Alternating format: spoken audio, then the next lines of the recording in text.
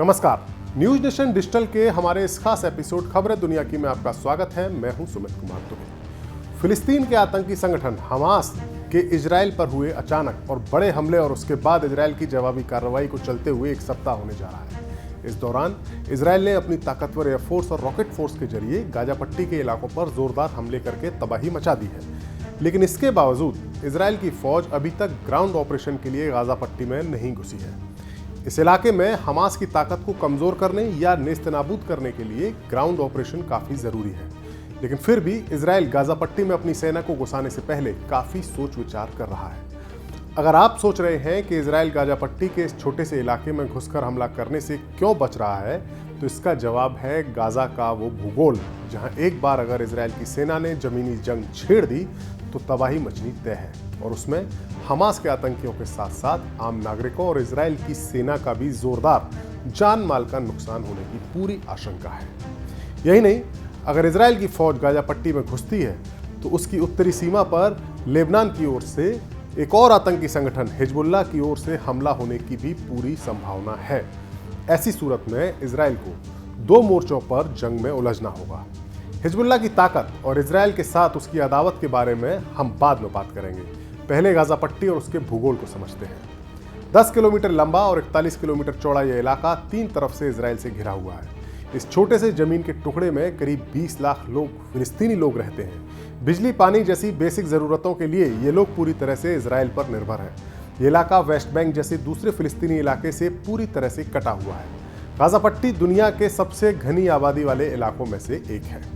साल 2005 तक इस इलाके पर इजराइल का कब्जा था, लेकिन बाद में उसने इसे फिलिस्तीन के हवाले कर दिया और 2007 में इस इलाके में आतंकी संगठन हमास की सरकार कायम हो गई। इस छोटे से इलाके में हमास ने अपने आतंकियों की पूरी फौज और हथियारों का बड़ा जखीरा इकट्ठा कर लिया है। गाजा पट्टी में आबादी इतनी घनी है कि कई बार तो एक खुला हुआ नर्क इसे कहा जाता है। हमास के आतंकी इसी घनी आबादी के बीच रहकर अपने ऑपरेशंस की तैयारी करते हैं।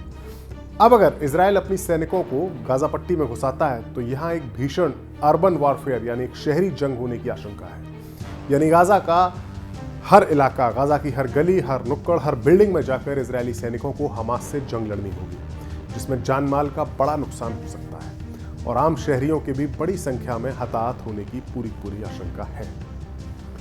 इराक युद्ध के दौरान 2003 में बगदाद, 2004 में फलूजा, 2017 में मोसुल और मारवाई, वहीं यूक्रेन युद्ध के दौरान कीव और मारियोपोल की लड़ाई में हमला करने वाली फौज को शहरी युद्ध में जानमाल का भारी नुकसान उठाना पड़ा था। ये इस शहरी जो अर्बन वारफेयर होता है उसके नुकसान है, जितना बड़ा नुकसान एक शहरी युद्ध में होता है।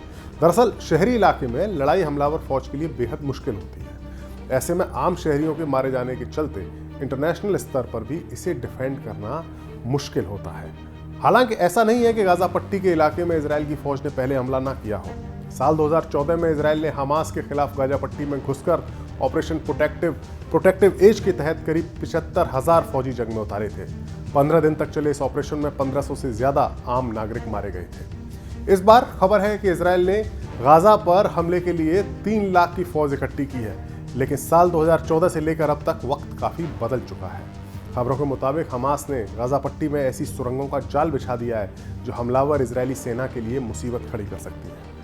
ऐसी ही सुरंगों के जरिए कई साल पहले वियतनाम के लड़ाकों ने अमेरिका जैसे मजबूत देश की फौज की नाक में दम कर दिया था। इसके अलावा हमास के पास शॉर्ट रेंज के 10,000 से ज्यादा रॉकेट्स भी मौजूद हैं। साल 2003 में बगदाद की जंग में इराक की फौज को ऐसे ही रॉकेट्स के जरिए अमेरिका की कमांड सेंटर को ध्वस्त कर दिया गया था।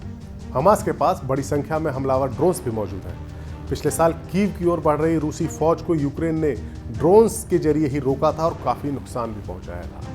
मोर्टार और एंटी टैंक गाइडेड मिसाइल्स ऐसे हथियार हैं जिनके चलते हमास या जिनके जरिए हमास के लड़ाई आगे बढ़ती हुई इजराइल की फौज को बड़ा नुकसान पहुंचा सकते हैं। यही नहीं, गाजा के इलाके में जो बिल्डिंग्स हैं बड़ी बड़ी, वहां छुपे हुए हमास के स्नाइपर से बचना भी इजराइल के लिए एक बड़ी चुनौती होगी। इजराइल की फौज के लिए दूसरे विश्व युद्ध के दौरान स्टालिनग्राड की जो मशहूर जंग हुई थी, उसमें एक 4 मंजिला बिल्डिंग में छुपे हुए रूसी सैनिकों ने जर्मनी की एक पूरी ब्रिगेड को 58 दिन तक रोक के रखा था।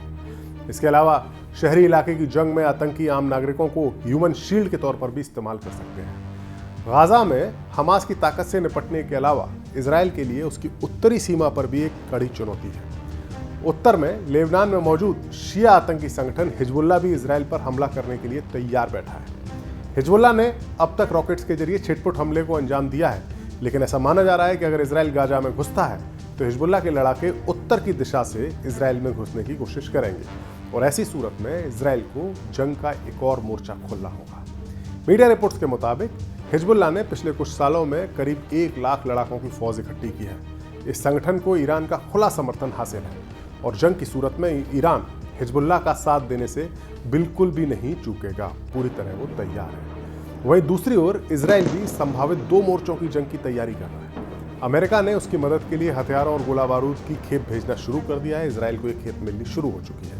यानी साफ है, इजराइल गाजा पट्टी में तभी घुसेगा जब उसकी जंग की तैयारी मुकम्मल हो जाएगी। वीडियो आपको कैसा लगा, अपनी राय हमें ज़रूर बताएं।